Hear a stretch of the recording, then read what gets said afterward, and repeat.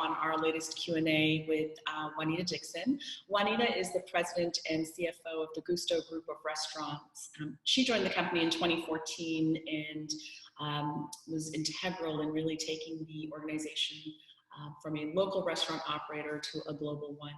And working closely with the owner, Janet Zuccarini, Gusto Group has now gone from 3 restaurant concepts to 9, with a few more on the way, which we'll hear more about today. And I've really always admired Juanita's fun and entrepreneurial spirit, as well as her general approach to business. So it's great to be here with her today. Hi, Juanita, welcome. It's so great to see you. You look fabulous. I don't know where to begin. My goodness, it's been a crazy few months, and needless to say that, you know, the impact of this pandemic on the food service industry has been extremely challenging and difficult. And I'm so glad that Toronto's in stage 2 and our patios are opening, and I've, you know, been by a few of your patios and they're bustling, so that's wonderful news.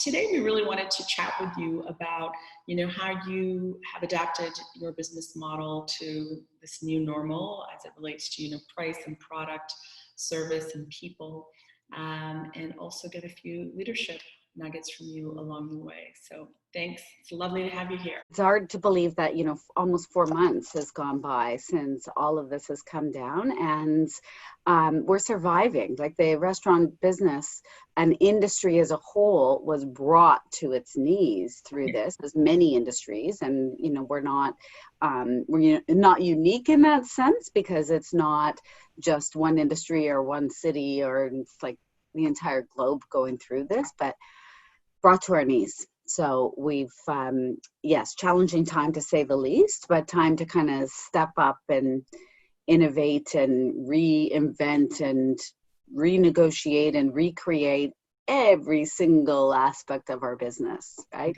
In times of adversity and difficulty, I listened to Janet Zuccarini's podcast with Joe Rogan, and, you know, she was even talking about, you know, just feeling the stress and letting yourself feel the stress, and then, you know, going back and getting back to work and really thinking about how you're going to adapt and innovate. So, you know, that's so true. So, you know, given that your patios are open now, what's the feedback that you're getting from your guests? Yeah, the patios have just opened. We're probably 3 days. We opened last Friday, so we're just coming up on a week of being open in Toronto. We were closed we completely shut down our entire business in March for probably a 2 to 3 week period while we figured out what safety measures look like. And really, as we entered into this entire pandemic, it was through this lens of safety first, and having to put that trump the even economics of running a business, to say we need to make sure our guests are safe, our team members are safe, and this is like world survival. So when we first started going down this path of the pandemic, we closed down for about 3 weeks, and then we opened up as an essential service, just takeout and delivery. With a very, very small core team. And during that time, started to plan for this idea of restaurants opening, kind of having an idea that it would open patios first and then inside dining, and really spending a lot of time and looking at what those other countries and cities are doing that were coming ahead of us, and spending a lot of time doing research on that so that we could be ahead of it.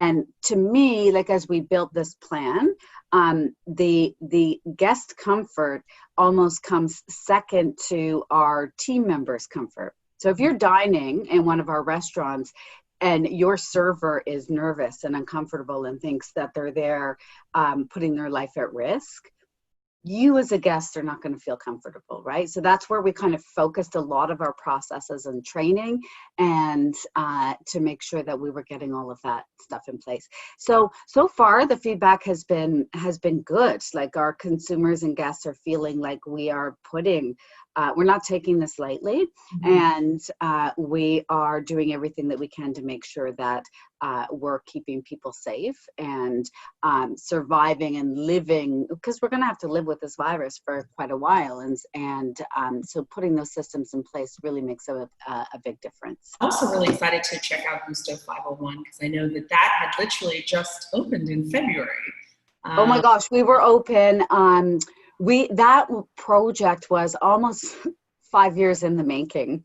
And we opened, you know how it is opening restaurants, constant delays. And we opened, 6 weeks before the pandemic, and 5.5 weeks. And then we had to shut it all down, close it down. To have you come and check it out. I was there the other day, and it was an emotional moment for me because I walked in, and we spend a lot of time. So what we do at Gusto is really focus our energy on creating these transporting experiences. Like we want that experience when you walk in to be transported, and in this case, being transported to Italy. And so the entire design of this, and we built it from the ground up, was really inspired by the terracotta and the outdoor alfresco dining of Italy. And so the terracotta walls, the glass, the whole, the lights on the side of the walls kind of emulate and feel like the building is alive. And it's meant to be filled with people. So I was standing there the other day, and there's no one in it. And it's coming down my eye. I'm going, yeah, we need to get back. It will get back. So then, as we go into stage 3, and indoor dining is permitted, and how are you reconfiguring your restaurants in terms of? Yeah, it is. It's a challenge for us, and I think we need to reconfigure the restaurants, but also reconfigure how we approach the business. So as this all happened, it's not around, okay, we have to wait for phase 1 to do. Like the first phase was, how do we reinvent who we are? Like we're about transporting experiences, and in dining, takeout and delivery was one fraction of what we were doing before, maybe 10%. And overnight our revenue went from zero, decreased by 100%. And when we got the green light to say, okay, you can be an essential service, that's a different business than what we were in. It's a completely different business. So we had to really think about, okay, tap into who we are as a company, tap into our family values, tap into the fact that, yes, we have to keep everyone safe. Do we even come back to work? But do we also have a responsibility to the communities and to the neighborhoods that we support? Like, for the most part, all of our restaurants are neighborhood anchors. And that's why, and that's part of the process, and even building these new experiences, really understanding who that neighborhood is and being a service to them. And so as we came back to say, okay, how do we essentially reinvent ourselves? What does that look like? Is it just offering a takeout menu? We had to add a marketplace. We get into experiential kits, which worked really well for Felix in the US, which we never did takeout and delivery. It was like forbidden for that type of food because it's a chef experience. And we had to completely change that and say, okay, so how do we then offer that in this environment? We would teach you, and we would give you all of the various tools and all of the various prepackaged ingredients so that you could essentially prepare a chef level meal at home for your family. Yeah. When the government first came out with that 10% labor subsidy, it was defeating, because we knew as an industry, we're not going to come out on the other side unless we're able to do something a lot more substantial. And bound together, made a case, and not going to say as us, but it happened. 75%, right? We made that difference. Questioning, why can't we have wine with dinner? Like, wine and alcohol is a big component of our overall costs and the overall experience. And so pushing and having conversations at various levels of government to make that change, and it happened. We're now in the process of pushing back on patios and learning from other places around the world. And because we have now a voice in front of various levels of government, they're listening to us. Like, they're listening to each of the industries to say, yes, we want to help. And there's an amazing sense of collaboration that I'm feeling between government, industry, competitors. We're all at the same table, and like, how do we kind of live through this? I wanted to touch on something you talked about, and I know it's a very integral part of Gusto is, your values and your culture. And you talked a little bit earlier about family values. I mean, you've been recognized by Deloitte as one of Canada's best managed companies. Congratulations. And, as you focus forward, what are some of the key HR priorities for Gusto? We're hearing a lot of conversation these days around diversity and inclusion. Culture, number one, is always our number one priority. We are a group, we're a collection of what we call transporting experiences, and they're all very unique, whether it's Jamaican or Italian or Thai or Middle Eastern. The only commonality between all of these concepts that tie us together is the culture. It's what we're scaling right now, and always, like, as we've been growing Gusto and really transporting it into becoming a global restaurant group, is we're scaling culture. And how we do that is really focusing on what our family values are, what we want, how we want people to behave, how we want to kind of reshape this industry. And, we're a women-owned and led organization in a very male-dominated industry. We use our family values to really define what we want that experience to look like, how we treat each other, how we treat our customers, how we kind of show up as leaders, how we show up in the face of diversity, how we consciously choose to have fun. Like, we're selling pizzas and margaritas and, Jamaican patties. It's fun. We're meant to make people happy. That's the business that we're in.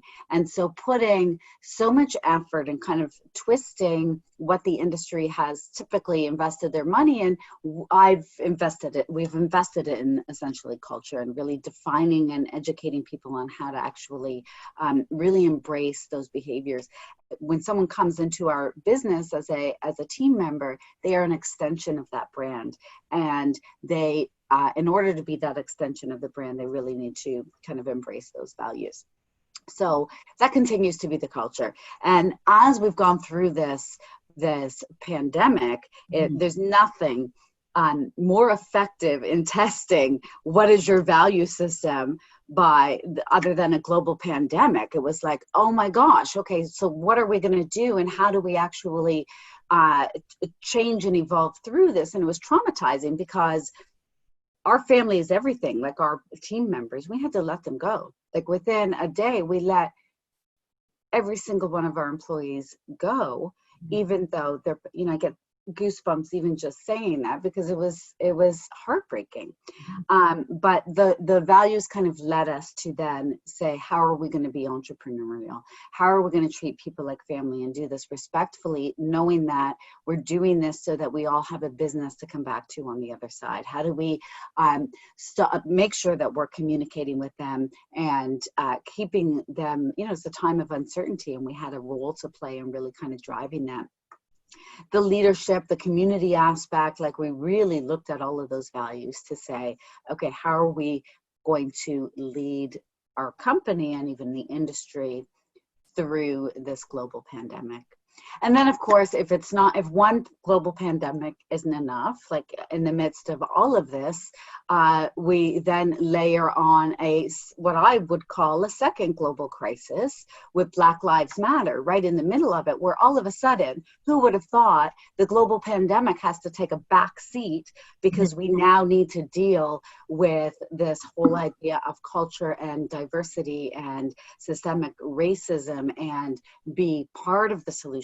And it was something that, all of us at Gusto are just so passionate about. And we've always actually prided ourselves on focusing time and energy on equality, like, especially being a women-led company in a male-dominated industry. Equality is so important. We're living in the most diverse city in arguably the world, and we have a very diverse culture, and really, as leaders, always want to make sure that equality is there. We're now like creating more curriculum and training on culture, on diversity, on that, just the whole idea of equality and education internally and externally, so that we as a company and even as individuals can really make a difference. And I love hearing about your focus on diversity and inclusion, and also what you've talked about in terms of your values. And as someone who works in human resources, it's music to my ears. We talked about Gusto 501 opening earlier this year, and I read in a couple of your press releases that you have new concepts in the works.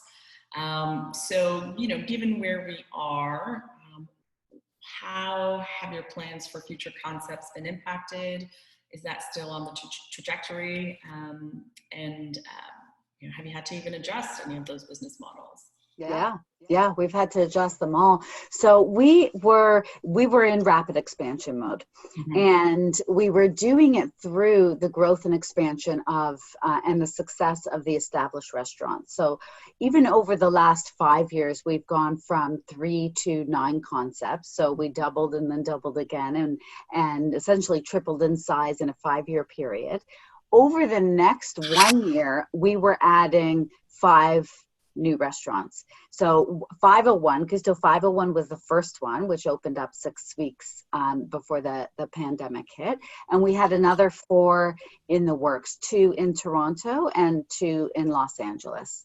And they are in various stages. Like our first priority as we were coming through this is focused on the existing business. Let's try to freeze time. Let's put these new projects on hold. The new projects were being funded by our money trees of the existing business, which got halted. So we had to actually start to prioritize, and prioritizing the businesses that were alive and well prior to the pandemic is what we needed to do.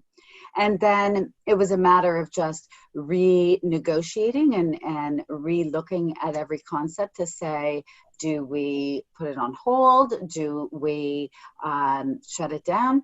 What are all of our options? Because they were all in various stages of development. 2 of them had already started construction. So that's a harder one, where you've committed. You've got a lease, which is now a bit of a liability because you're halfway through the development on those things, but not in a position to forge ahead to complete that, cash flow issues, and then also rushing to open up a restaurant in an environment where it's now legal or illegal to open a restaurant wasn't the best use of our time and resources at the time. So we had to, and are still in the process of rethinking all of that. So we have a Thai restaurant coming, a second one in Second Pie in the Yonge and Eglinton area, which will be coming sometime this year.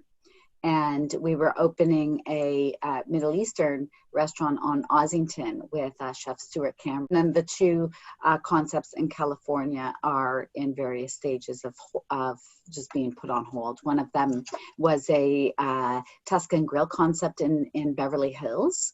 And the second was called Gusto Green, is a health and wellness and cannabis, food and cannabis brand in California, and it was going to be the flagship there, the first of many that we were plopping around the world. So it's needless to say, like every aspect of our opening businesses had changed, every aspect of our new growth and development, everything has to be renegotiated. Every lease needs to be redone, every contract and GC and nothing is the same. Love that you are a female-led company, and you sit right in a male-dominated space. So congratulations on that. And it's so wonderful to see strong female leaders like yourself in the food service industry. And, I suppose through your own leadership journey, what have been some of the lessons that you've learned, or advice that you could, even give to other, female practitioners in the food service industry or entrepreneurs? We'd love to hear more about that. My advice to women in being a leader in business is to be a great leader. And and as leaders in our business, a lot of women in that C-suite, we have a responsibility, I think, to educate women and empower women and make sure that that equality is there and opportunities are there, because I think culturally, as a globe, we have work to do on that front, even though we've come a long way. Even in my career, we've come a long way. But I really focus on let's be a great leader. Like, what can you do to innovate and to leave your legacy and to do it in a way that builds on your female strengths? It's not about you trying to be a man. It's about doing it in a way that even makes you stronger. And so even though we don't think of it through that lens, our outcome is a stronger or is as strong as male-led organizations. But I think there's a softness to it as well. Like, there's the idea of us focusing on culture, building this family on love. Like, it's about a balanced approach is what we've always done. But I focus on those leadership qualities as opposed to gender equality. I think that's really, really great advice. As someone very early on in my career, I just thought I had to masculinize my approach, be a little bit more emotionless and just sort of try to kind of keep that side of you that's actually a strength a little bit at bay. As I talk to women now and through my own journey, I'm like, just embrace it. You know what I mean? You really just have to look at all those qualities, and whether you feel very passionately or strongly about something, or if you're emotional about something, don't be afraid to express it. These are not weaknesses by any means. Yeah, and success really comes with authenticity. And if you're authentic in who you are and you let your true self really shine, that's when you're actually going to achieve greatness. Yeah, I can imagine. But listen, thank you so much for giving us some insights into those future concepts. They all sound really exciting. I think cannabis and cuisine is going to be a huge trend, right? Especially as we see that opening up in the U.S. markets, and definitely here in Canada as well. So very exciting. We look forward to all of those unfolding soon as well, both close to home and also in LA. It's funny, as we're talking with Canada Day having just sort of transpired, I will say this was one of the years where I felt extremely grateful to be Canadian and very, very proud of our leadership, both at the the city, provincial, and federal level, to just, there is unity there, and that's really, really great to see. And I feel very blessed. Yeah, I would say the exact same thing. And there's always a silver lining in these types of experiences. And, decades from now, I'm sure we'll sit and have a glass of wine inside a restaurant and talk about how we're all better people and better companies because of this. But the silver lining that I get excited about as I'm living it, and one of the things that I've actually enjoyed throughout this process, is the collaboration that I've seen in Canada in particular, very different in the US, and Canada in particular, at all levels of government, all levels of industry, where we're just like, we're binding together, like we're together as one team dealing with this one issue, and it's effective. Absolutely. So one of my fun and favorite questions that we like to always ask before we end our Q&As is, once life gets back to normal, which is hopefully sooner than later, which destination are you looking forward to going to? Well, you know what? It's I did have a trip planned and it had to be canceled, and it's maybe it's because it's just the day after Canada Day and I'm feeling patriotic. I need to go to Folk Island, and reading up on it, I had friends going there. It's part of Canada that I have not been to. I have actually not been to Newfoundland, and I would love to go. So it's on my bucket list. Yeah, no, the property looks stunning, and I think just their whole focus on sustainability is pretty amazing as well. So it's fascinating. It's a women-led business as well. Yeah. I saw the CEO speak at a speaker series prior to the pandemic. I'm like, I have to go. Have you been? I haven't, no, but I find that I'm thinking a little bit more about staycation. So Lake Louise, I really want to see Lake Louise. That's on my list as well. But haven't been down to the East Coast. So, I think we have a beautiful country. So I'll have another thought to think about exploring a few more things locally. As we're talking, with, you know, Canada Day having just sort of transpired, I will say this was one of the years where I probably, you know, I felt extremely grateful to be Canadian and very, very proud of our leadership, you know, both at the, you know, the city, provincial, and federal level, to just, there is unity there, you know, and that's really, really great to see. And I feel very blessed. Yeah, I would say the exact. This has been absolutely wonderful, Juanita. Thank you so much for your time. I know that it's really busy for you with all the patios opening and business, you know, kind of resuming. And we just want to wish you the very best, you and your team. And of course, you know, look forward to being at one of your restaurants soon. And I think you and I need to meet and have a glass of wine at Gusto 501 soon. So Yes, let's with patios there, so we can actually do that sooner than you think. Good. No, we will. I'll definitely work on arranging that with you. But thank you. It's always such a pleasure to talk to you. You know, we love your energy, love your spirit, and I think it's really great just to hear some words of inspiration as well for, you know, other people in the food service industry, because, you know, as you said, everyone is in this together. So we wish you all the best. Well, thank you. It's a pleasure. And thank you for doing what you're doing and having these conversations and providing dialogue and opportunities for people to learn. It's so important.